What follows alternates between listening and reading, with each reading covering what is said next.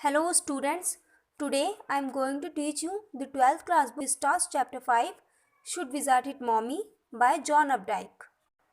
इस स्टोरी में राइटर ने हमें एक फादर और उनकी डॉटर के बीच का रिलेशन दिखाया है।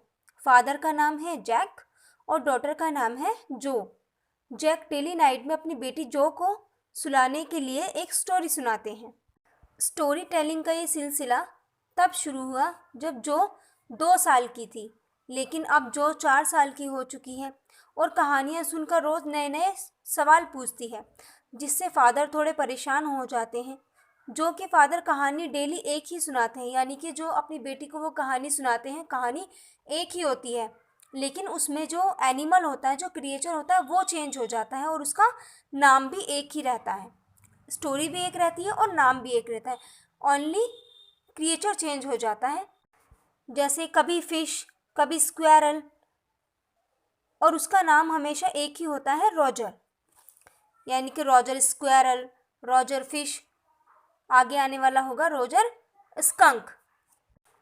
एक दिन इसी तरह जो के फादर पूछते हैं आज किसके बारे में स्टोरी सुनेंगे। जो कहती है स्कंक। स्कंक एक बहुत ही स्मेली सा क्रिएचर होता है। राइटर ने दिखाया है कि यहाँ जैक स्कंक से रिलेट करता है। राइटर ने हमें यहाँ पर ये दिखाने की कोशिश की है जो के फादर हैं जैक, वो स्कंक से अपनी लाइफ को रिलेट कर पाते हैं, क्योंकि उसके बचपन में भी उसके फ्रेंड्स उसे चिढ़ाया करते थे, उससे दूर दूर भागा करते थे। स्कंक के थ्रू वे यहाँ पर अपनी फीलिंग्स को दिखा रहे हैं। स्कंक के आते ही उसके सारे फ्रेंड्स भाग जाते हैं because he smells very bad, और स्कंक मोटे मोटे आंसुओं से रोने लगता है। इतने में ही जो की मदर उनके फादर को आवाज़ लगाती हैं, जो कि 6 मंथ्स प्रेग्नेंट है। उसके फादर सोचते हैं कि अभी तो उनको जो को एक लंबी कहानी सुनानी है, और नीचे उनकी वाइफ लिविंग रूम में अकेले फर्नीचर पेंट कर रही हैं, जाकर उन्हें उनकी मदद भी करनी चाहिए। फिर वे स्टोरी को कंटिन्यू करते हैं। रोजर की स्मेल वाली प्रॉब्लम विजार्ड के द्वारा सॉल्व हो जाती है। उसके फ्रेंड्स खुशी खुशी उसके साथ खेलते हैं। फिर वह रात को अपने घर जाता है तो उसकी माँ पूछती है कि तुम्हारी वही स्मेल कहाँ गई। वह बताता है कि उसने विजार्ड से अपनी प्रॉब्लम को 7 पेनीज में सॉल्व करा लिया है। उसकी माँ स्कंक पर बहुत गुस्सा करती है और वापस विजार्ड के पास जाती है और उसके सर पर अम्ब्रेला मार देती है और कहती है टर्न हिज स्मेल बैक। जो को कहानी सुनते सुनते गुस्सा आ जाता है। वह कहती है कि स्कंक की स्मेल चेंज नहीं होनी चाहिए, बल्कि वही गुलाबों वाली खुशबू जो विजार्ड ने उसे दी थी वो बरकरार रहनी चाहिए। विजार्ड और वो कहती है कि जब विजार्ड को स्कंक की माँ ने मारा है तो विजार्ड को भी पलटकर स्कंक की माँ को मारना चाहिए। तभी जो के फादर कहते हैं कि ये मेरी स्टोरी है, मैं ही बताऊंगा कि क्या हुआ और क्या नहीं हुआ।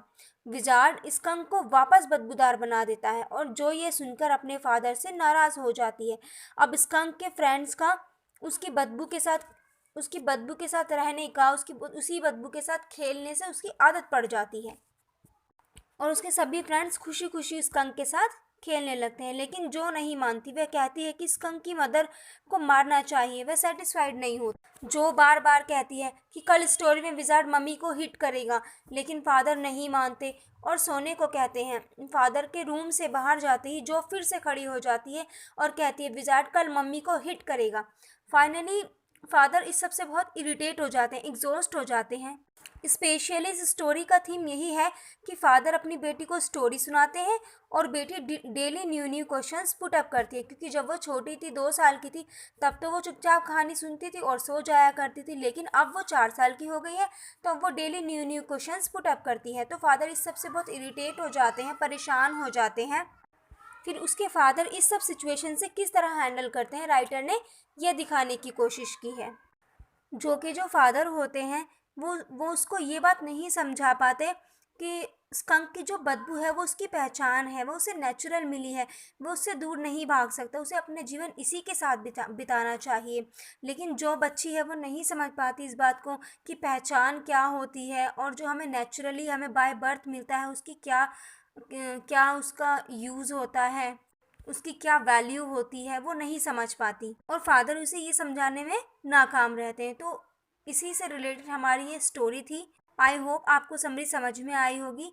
सो don't forget to like, share, comment and subscribe to my channel. Thank you.